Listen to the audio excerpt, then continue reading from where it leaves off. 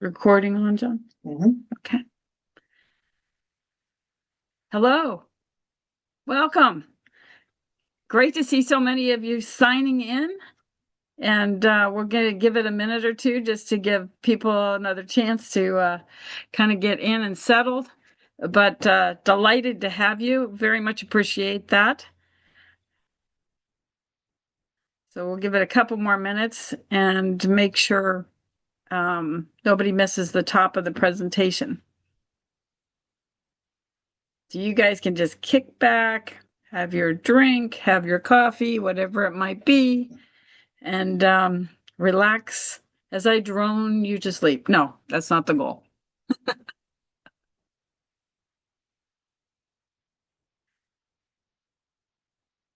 Oh, welcome and thank you for joining us from around the world. We have over 20 countries represented from every continent, which is very exciting. And we're delighted to have all of you in attendance today. My name is Suzanne O'Rourke, and I'm with Training Center Source on behalf of Mile2 Cybersecurity Institute. Can everybody hear me? Is there anybody that's having a challenge? If so, please let us know in the chat. But I don't expect anybody to have a problem. All right, appreciate that. Please use the react button. It's exciting to see your reactions and input. It's very valuable for all of us. So today's focus, where is cybersecurity training headed? And why now is the time to redefine your role from course provider to career builder? That's going to be a theme throughout this. So employers now expect leadership, governance, and business skills alongside technical security expertise. We'll explain how you as a training provider can align what you provide in your portfolios with these changing industry expectations. John Haddad, Master Trainer at Mile2 Cybersecurity Institute, will introduce the Cybersecurity Leadership Pathway and explain why these skills matter and why you should consider them in your training portfolio. Diane Luciani from Master Skills will then show how organizations can deliver and scale these programs. Now let's get started. Next slide, please. So this is a quote I stumbled across the other day, and it really stopped me in my tracks. It was like, let me ponder that for a minute. Here's the quote. We're not in the course business anymore. We're in the career building business, end quote. So courses teach skills, but career pathways build leaders. They build futures. Think in terms of delivering programs with a career mindset. You are encouraged to start thinking of your own role differently. Don't be a salesperson or a program manager. Be a consultant. Have a vision. Help people imagine where they could go with their lives, with their careers, their lives, everything for their future. So training providers are uniquely positioned to be that bridge, to bridge learners' ambitions with employer demand. And that's where we're going to help introduce an easy way for you to start thinking in terms of that and how to deliver it for your students. That's where the greatest opportunity in cybersecurity education exists today, in helping to bridge what employers need and expect with the people that are being skilled up and looking for those jobs. So let's see why. Next slide, please. The cybersecurity landscape is changing incredibly fast. AI automation, cloud computing, and the digital transformation are impacting just about every organization, regardless of the industry. I'm sure you're feeling it in your job, in your personal life, in your everyday activities. Everything's shifting underneath us, and we're trying to give you a solid vision and pathway to execute on easily to navigate that. So because of that, all those changes that are hitting the industry, AI, cloud computing, digital transformation, communication skills, cybersecurity is no longer just an IT issue. It's a business issue. It's a whole organism issue. It all needs to work within the organization where people understand how to work together. The reality is that employers are looking for something different today. Technical security skills are still essential. You're masters at that. You know how to skill people up and get them through those tough certification exams. But employers are looking for people who can communicate, who can think strategically, who can understand risk, work with teams, eventually lead those teams, and step into leadership roles. The opportunity is to move from selling courses to building career pathways. The training providers who make this shift will lead the future of cybersecurity education. So let's just pause there and think about that for a moment. You have the ability to create a bigger vision for your students, for your employer, the people that want to employ your graduates. If you don't plant those seeds and help those students imagine, ask them those critical questions. What do you want to do in your future? How do you see yourself? What do you love to do? Instead of let's get you prepared and through this next exam. They may never stop to think. They may just go from certification to certification, job to job, but let's give them some foundational fluidity in their future, a vision, some imagination, some creative thinking. It's exciting to be that consultative person and learn what somebody really would like to do with their life. So that opportunity is yours. You just have to pick it up and say, yeah, I want to be that person in these people's lives. A little bit of mentorship. Next slide, please. The real question is not what is the next certification? We've had a pathway for that for decades. You do this, then you do this, then you do this. It is, how do you inspire your learners to build meaningful long-term careers and lives? Career growth starts with technical security skills and progresses into security leadership, governance, and strategic decision-making. The Mile2 cybersecurity leadership pathway that John's going to present is designed around that journey.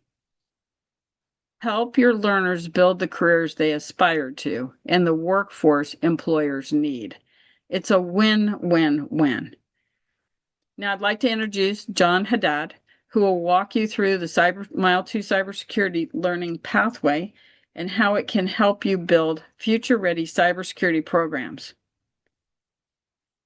John, over to you. Next slide, please.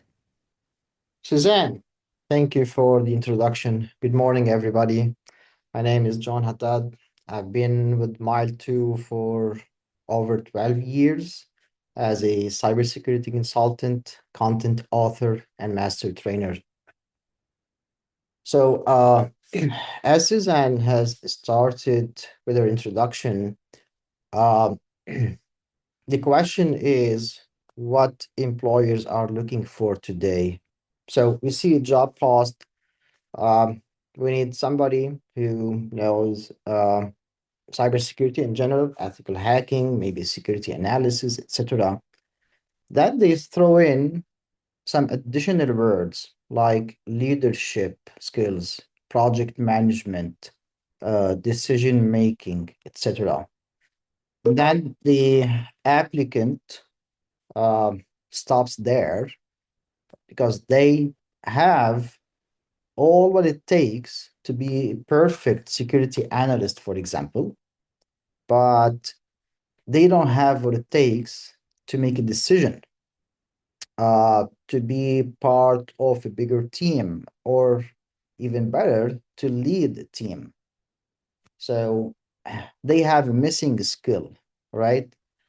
They need something more than just um, technical knowledge and practice or experience. So this is the issue everybody's faced with today. And here today, we're going to present you the solution for this particular issue. Next slide, please. So we understand then that we have a portfolio gap, right? So an applicant or a current employee has perfect technical skills. Um, they have a major issue. If they want to grow uh, career wise, obviously, in their current employment, in their current organization, they need something more than their technical skills. And if they want to apply to another organization to a better position, they have the same issue. They need something more than just technical knowledge. So they understand that they have a major gap in their resume and their uh, skills, so they need to build upon it.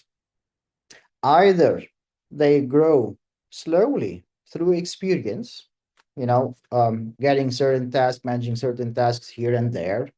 So they develop the necessary skills, which can take them years, or they understand that they have to do something else, something different. And that something different can be easily attained through our pathway. Next slide, please.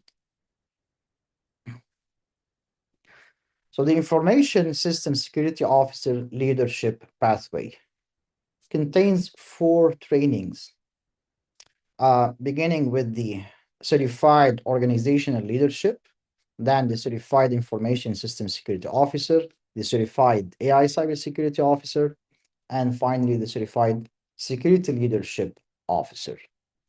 So 4 trainings that could ready the person for next level career, take management position, to lead their team, to execute projects properly, design and deploy environments properly, etc.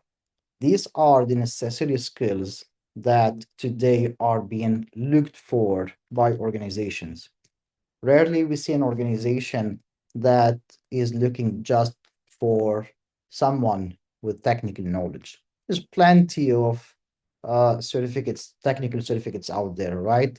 And almost everybody after, if not during their college and university, after that, they do a couple of certificates here and there, with obviously reputable vendors, and they cover that part of needed skill. But then again, what about the next level? How to advance my career? I'll give you 2 examples that I've seen recently, um, and why these pathways are important.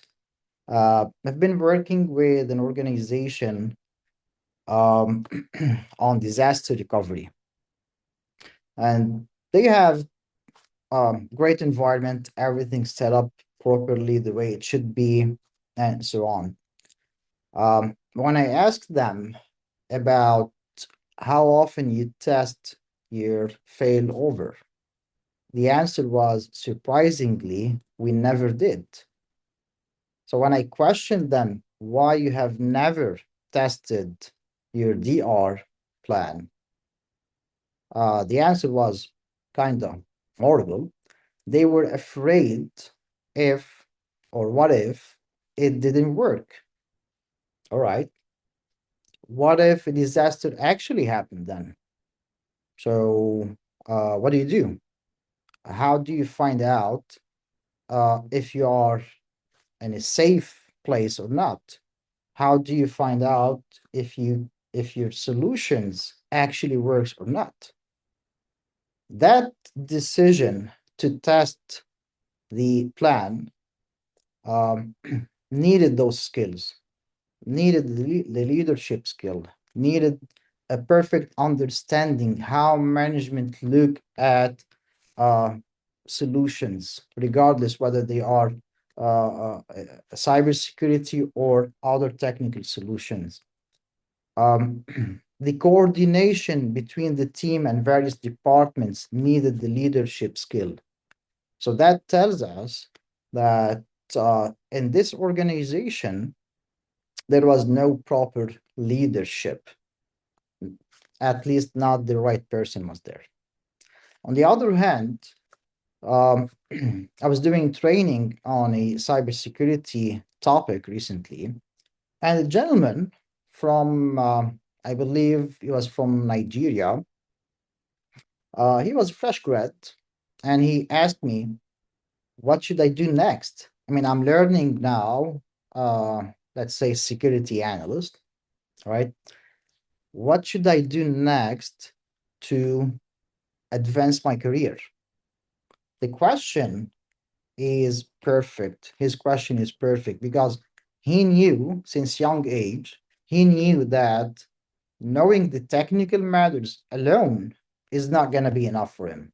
He need to do something more. He need to know more than just technical stuff to advance his career.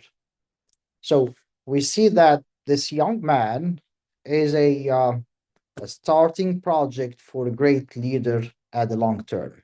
And we see in the other example that we have fully established environment with fully established team that they lack the presence of a leader to execute or to, well, whatever they needed to do there, right? Execute their plans, build proper security posture, etc. So, next slide, please. So through this pathway, we will prepare our learners for whatever it takes for them to be proper leaders, right? Beginning with the COL, the Certified Organizational Leader. In this particular training, um, attendees will learn about leadership in general, right? They will learn about visionary matters, how to build proper and resilient leadership, how to uh, how to deploy and employ strategies when executing their leadership, right?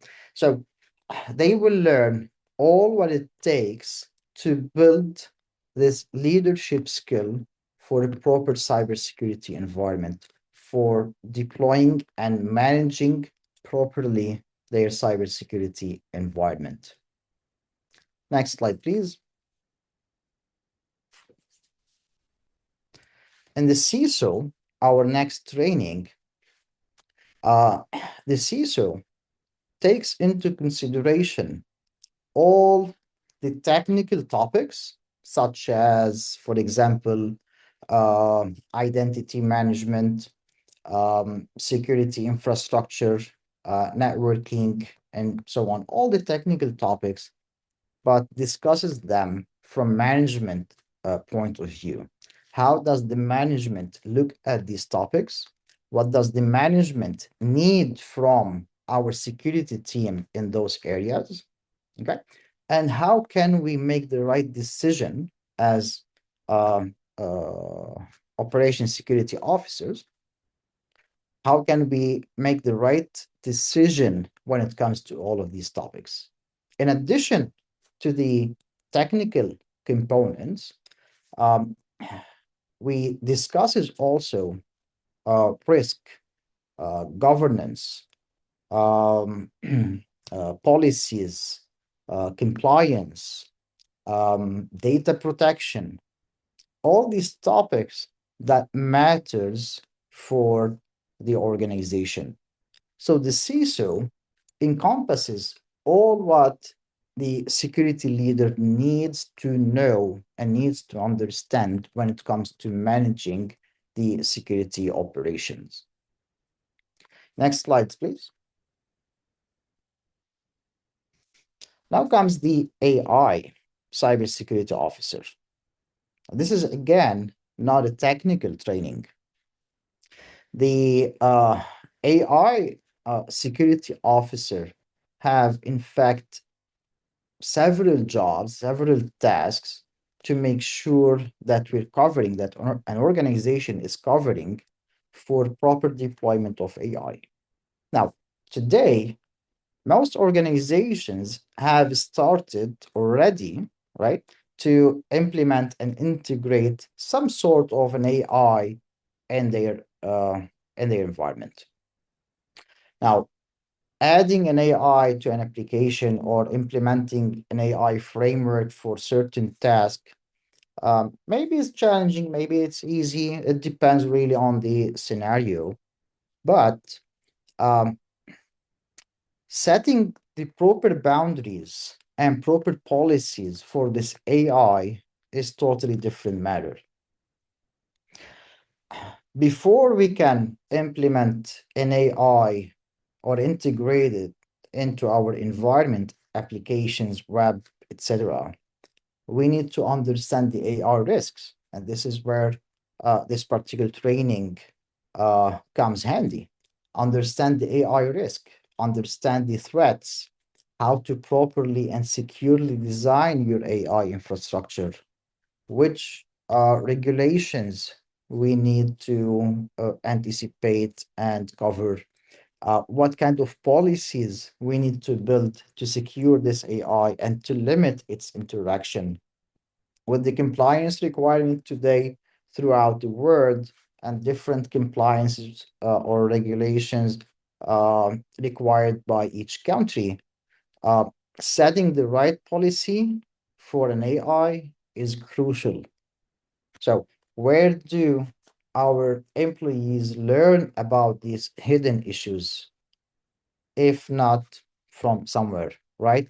So they can't be aware of all these various issues if they weren't told about them. The same issues we faced back when public cloud started to emerge.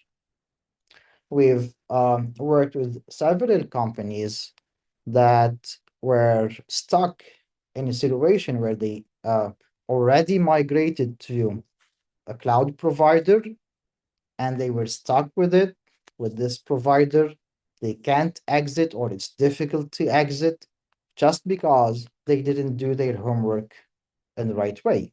They weren't aware of the hidden issues. They weren't aware of what could happen if I migrated my data without analyzing the cloud environment and different other issues.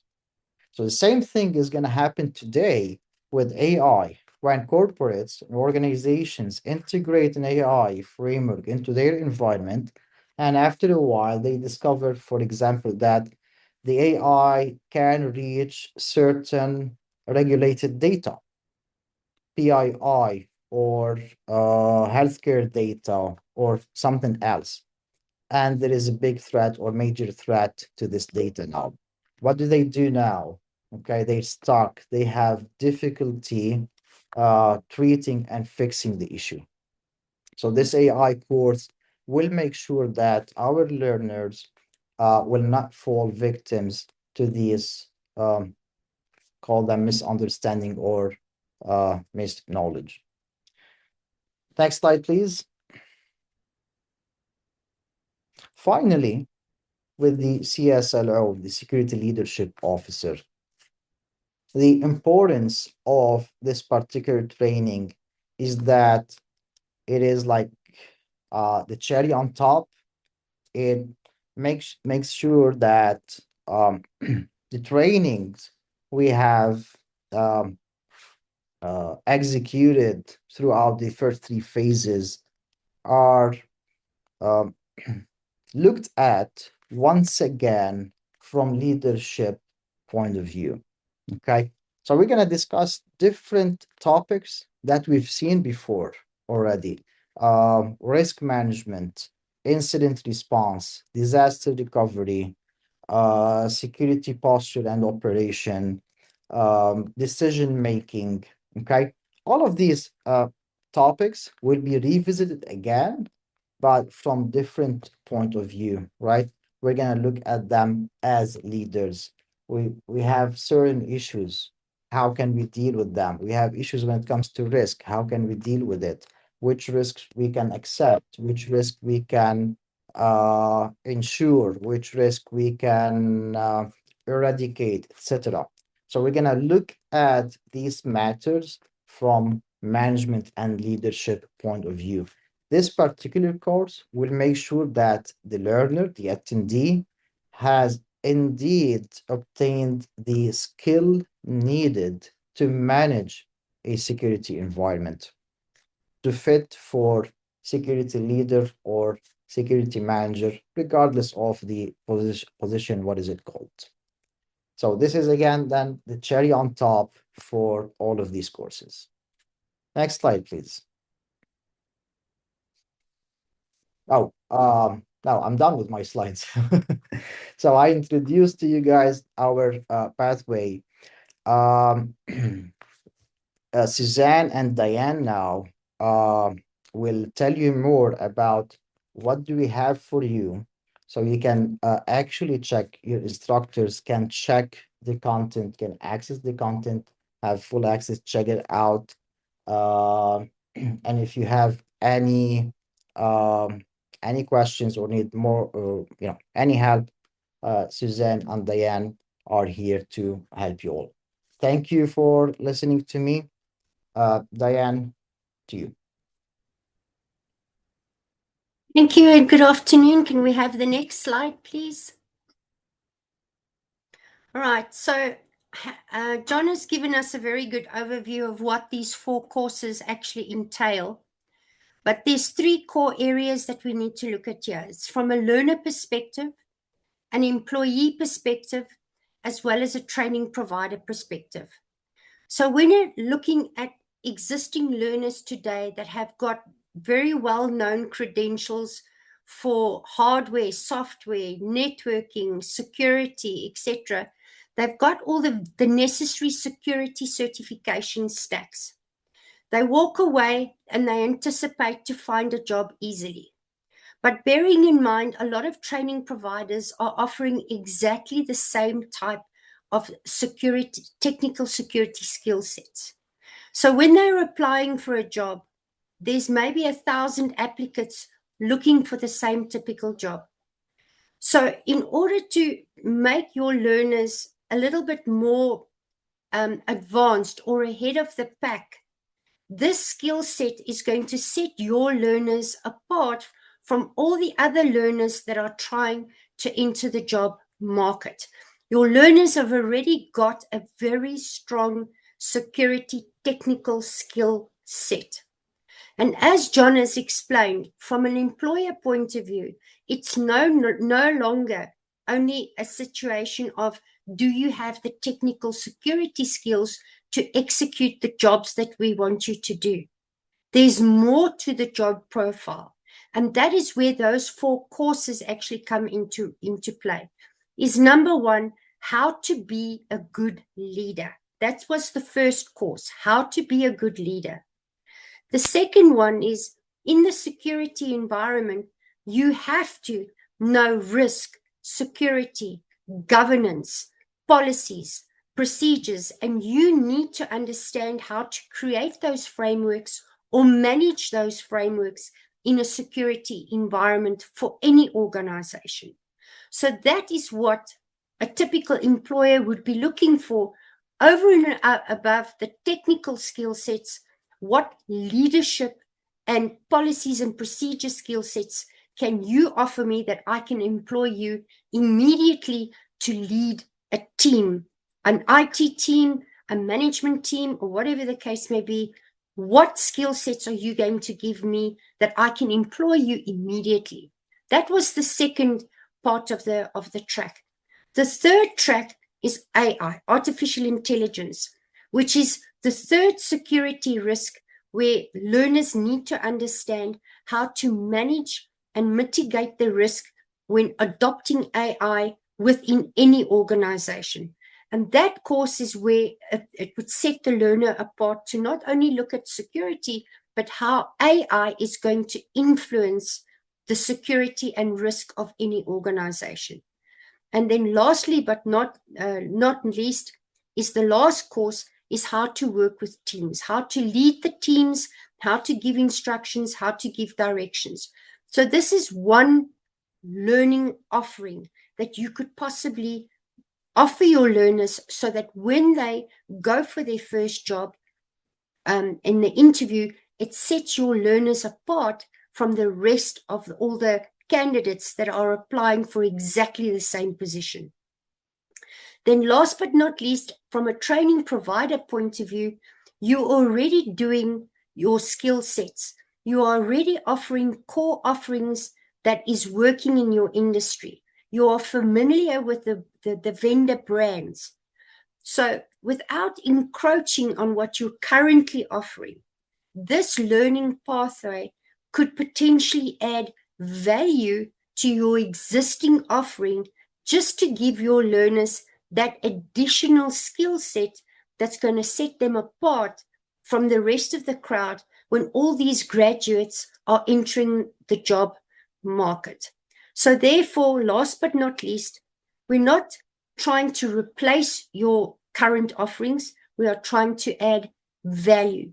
And this is just one learning pathway or one potential track that you could add up or stack to an existing security plus level of knowledge. And that is just the three components that we have got here. And that is my contribution. I'm going to hand over to Suzanne for the next slide. Well, thank you, Diane. Before we open it up for questions, I just want to leave you with a few quick next steps. First, today's session wasn't about asking you to make any kind of decision. Excuse me. Our goal was simply to help you decide whether this leadership pathway can be a good fit for your learners and your organization and your clients. Secondly, we'd like to invite you to experience it for yourself. So we're offering a free complimentary evaluation course for your instructor to review in that CISO track. So you just get contact the individual representative that helped you sign up for today's webinar and reach out to them and say, I have this instructor and we'd like them to see the certified AI security officer course or whichever course you want and have them have 2-week access to all the materials to evaluate and get feedback back to you about that course being in your portfolio. You do not have to adopt all 4 courses. It's a pathway. It's a suggested direction. I'm sorry for my throat.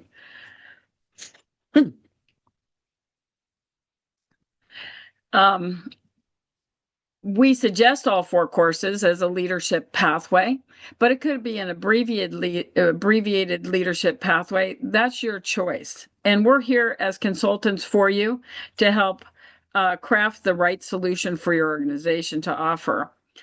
Then once you've had a chance to look through the materials, let's have a call to talk about the adoption options that make the most sense for your training organization and your learners.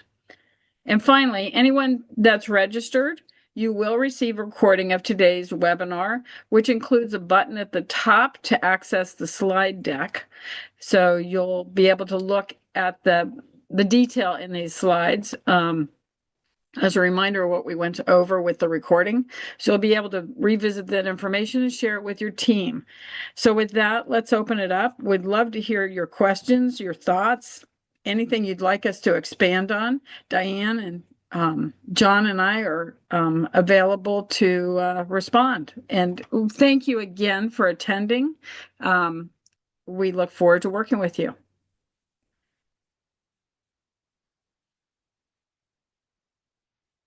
Are there any questions? You have a hand. And one attendant that's their hand up, no question. In chat. Okay, let me see if I can get to it because I'm not getting that taskbar. And these in your participants.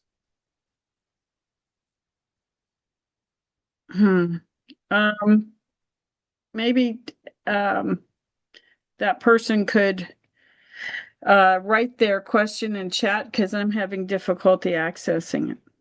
Sean. Diane, can you take it for me because I'm having difficulty getting to the chat. My whole presentation seems to have disappeared.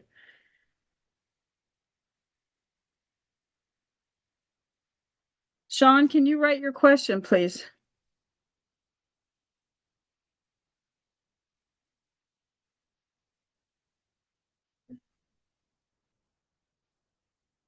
The question's there? Yeah, you can read it. Okay. I'm going to turn my video off. Let's know how this compares to CREST certification. Okay, Hannah, John, this might be a question for you to answer, please. The question is, how does this compare with CREST certification?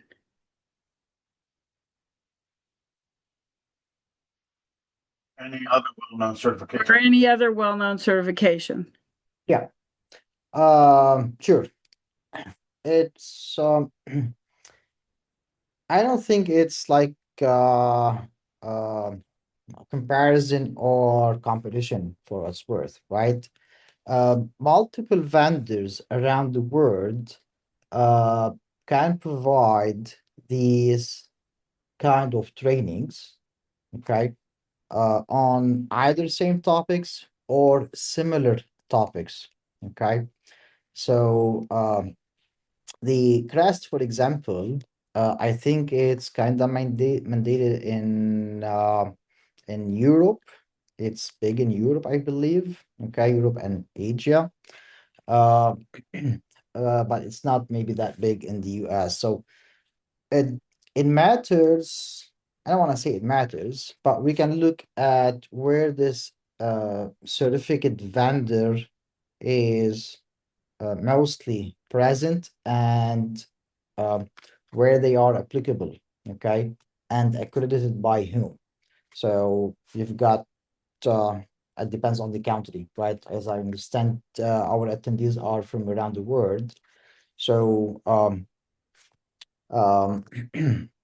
it depends, yeah, on each country. So if you are in Europe, you'd like to have the coverage covering the GDPR, for example, most importantly. If you are in the US, you'd like something to be NSA or FBI or etc. accredited. Okay. If you are in fact, different countries, different needs, right? But the content or the topics, whether you're learning them from in Europe or in US or in Africa or the Middle East or anywhere else, okay, the topic is the same gonna be. So it's not comparison, it's about the accreditation of the vendor. I think that is an important. I'm not saying that Mile2 is better than other vendors or other vendors are better than Mile2. Okay, that's up to the learner to decide upon. I cannot, speak enough about Mile2, right? It's up to the learner to say, hey, this vendor actually does their stuff right. You, John. And Sean, just to address your question or your comment, which I'm going to read out loud, the issue is that many organizations and government departments are settling on a set of certification programs. We need to market the qualification as an alternative, but we need to know that the topics and content is aligned. Please reach out to the person that invited you today, and they'll bring one or all of us, or even additional content resources, individuals that we have at Mile2 in, and that the access to the course of your choice for you or someone in your organization to evaluate and analyze and go through, that's the opportunity to really see how it compares with the CREST certification. So just know that we are happy to take a deep dive with you in that analysis and help you make clear, honest responses for your customers so that you don't feel like you're misleading them or you're guessing. So, feel free to contact your representative, who then can get a hold of myself, and we'll take the lead from there. I or Diane will bring in the right talent. And we're happy to have that conversation, be it by Zoom or WhatsApp or email or whatever is preferred by you and your client. Diane, go ahead. Just want to elaborate on that, in that, bearing in mind the vendor that we are speaking about is vendor neutral. So that is one critical point to remember, that these tracks or offerings is vendor neutral. The second thing is they do have a global footprint. And some of these courses are ANSI registered.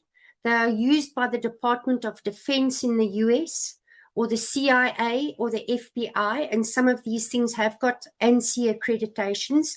So a lot of these security offerings do have the right certificate or stamp of approval, because that is important, is that when you adopt, that the content is properly curated, it's globally benchmarked, the exams that are delivered are controlled centrally. So if somebody writes an exam in the US and they write an exam in South Africa, there is a global standard that needs to be attained. Now, when looking at the South African market, we do have the QCTO framework. But bearing in mind, when you're looking at these professional programs, the QCTO does not give the stamp of approval for the content that you are offering. They're working according to a framework.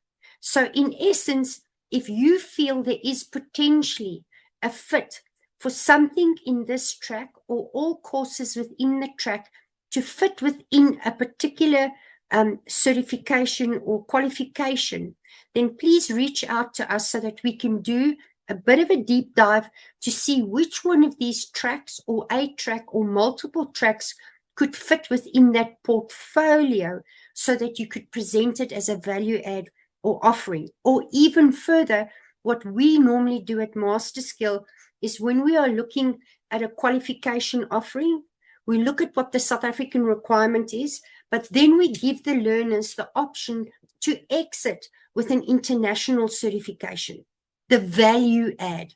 They can write the external if they want to. It's not compulsory, but it is beneficial because then it gives the learner the dual opportunity of attaining a South African qualification and an international certification, giving them that additional credibility when they are competing with others that have got exactly the same qualification when they are searching for a job. So I hope that answers your question, because I see you are struggling to communicate. But otherwise, please reach out to the person that sent you the invite, and then we can set up a separate discussion, and then we can possibly unpack the opportunity with you to see how we can fit the portfolio for your particular institution. Thank you, Diane. Next, and good question, Sean. Very interesting. I love that you're thinking that way. Next question comes from Fred De Jong. Fred, I think you're in Aruba, and your question is, how can this add or contribute to central bank and financial institutions KYC, money laundering, which is a huge issue worldwide? you go on to say ACAMS, which I don't know what that is, compliance and due diligence. So I do think this is a question best answered by John. If you could take over, John. Yeah, thank you. So I was actually reading this question and I was like, this is good question. Um, so there is two parts for it, Fred. Um, and two answers actually. It does and it does not map to these requirements. So where it does and where it does not. As security leaders, they have to prepare the environment for such requirements, right? If we are in financial institution, we're required to be compliant, say with PCI, DSS, and some anti-money laundering regulations, and so on. These components need proper security, right? Now, add AI to this process. If it's not there yet, I promise you soon it will be. Okay. It will be integrated with these solutions, if not handling it all uh, together. So the job, the role of our security officers is to make sure that these solutions are built and managed properly from security perspective. Okay. It does not directly these courses do not get involved directly with the KYC as we know it for financial records or money laundering issues or anything from that sort. Okay, but it does prepare the environment to host and run such applications or platforms for these components. Thank you. Thank you, John. And for a deeper dive into compliance and money laundering, because those are global concerns, feel free to reach out to who invited you, and we'll be happy to have a deeper dive into that.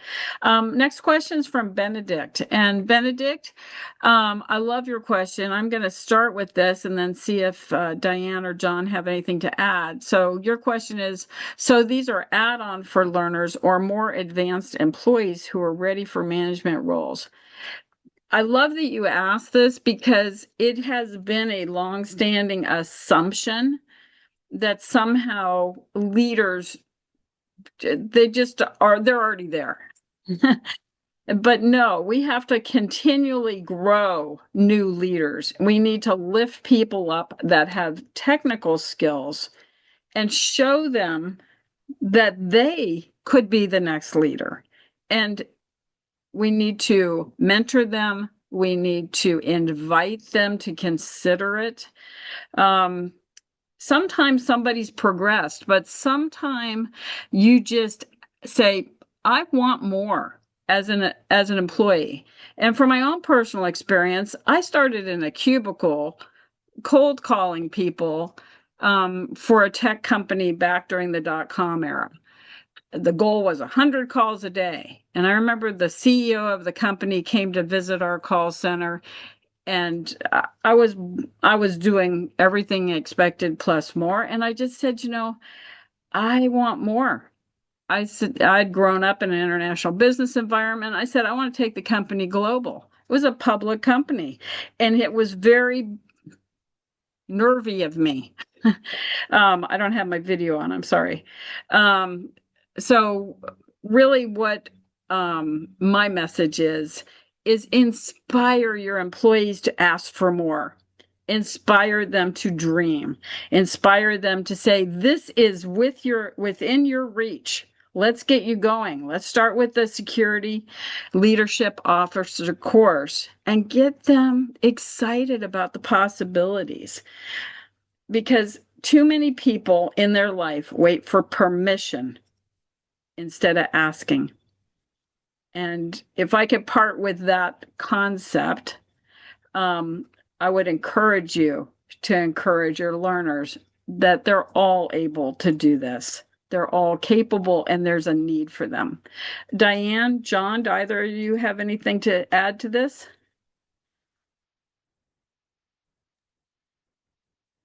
Now, I think maybe what I'd just like to add is that even though we've shown 4 distinct courses, this is one offering only.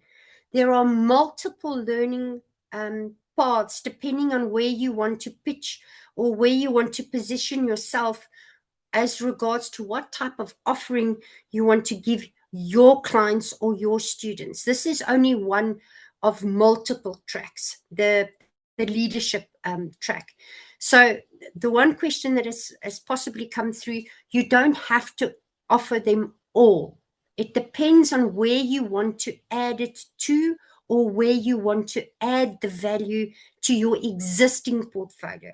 So bearing in mind, we're not trying to replace what you've already created, what you've already implemented, but rather to build on top of what you've currently got. So this briefing that we've got today is the first in a couple of briefings that we will have to actually unpack all the different types of additional value that you can offer your graduates. The next one is cyber threat. The other one is cybersecurity. There's one for auditing. There's one for artificial intelligence. There's multiple tracks, but we thought we'd start off with this one because it's all got to do with security and leadership, risk, and governance. So please reach out to the person and then we can have a separate discussion on how to position it to select the correct portfolio for your portfolio, because not one offering will fit for everybody. Everybody's got different types of graduates, different types of learning programs. You could either be a corporate that's offering short programs, or you're offering a skills program, or you are offering a 1-year diploma. So then you've got to decide what is the next step. So we can guide you in that step as to what is going to be the best fit for your typical environment. Great input, Diane. Does anyone else have any questions? We currently have answered all of the ones that were texted. Did you get Fred's last question? Maybe not. Let me look. Oh, I didn't. I missed that. Sorry about that, Fred. How do we touch the sweet spot in organizations to get their interest in this product?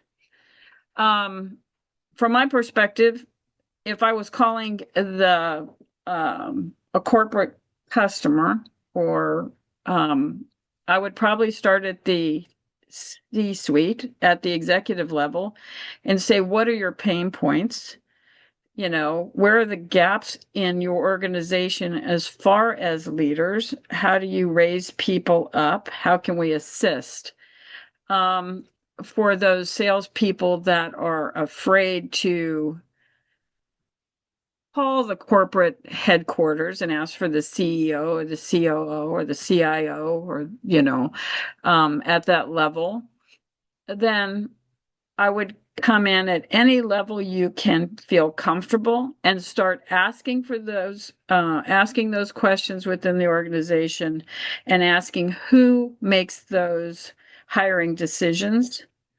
And HR, training manager, those are also good areas to start. But for me, I'd be trying to start at the top of an organization and saying, we want to backfill your leadership needs, your management needs when it comes to cybersecurity. And we are wanting to cultivate those people for organizations like yours. How can we work together? I hope that answers your question. Anybody else want to contribute to Fred's question? Okay. Well, if there's no other questions, we will be sending out to all of you the webinar link. And remember, at the top, there is the slide deck. My pleasure, Fred. Thank you for the question. It's a good one, because it is, how do you how do you crack this egg? And we're all available for future dialogue should you need it. And your representative has our contact details. So just bring us in as you see necessary or curious. You can follow us on Mile2 and Training Center Source or Master Skills social media pages. And with that, I think we're going to wrap it up. I want to thank you all for your time and attention today. It's very much appreciated. And we wish you a good morning, afternoon, or evening, wherever you may be.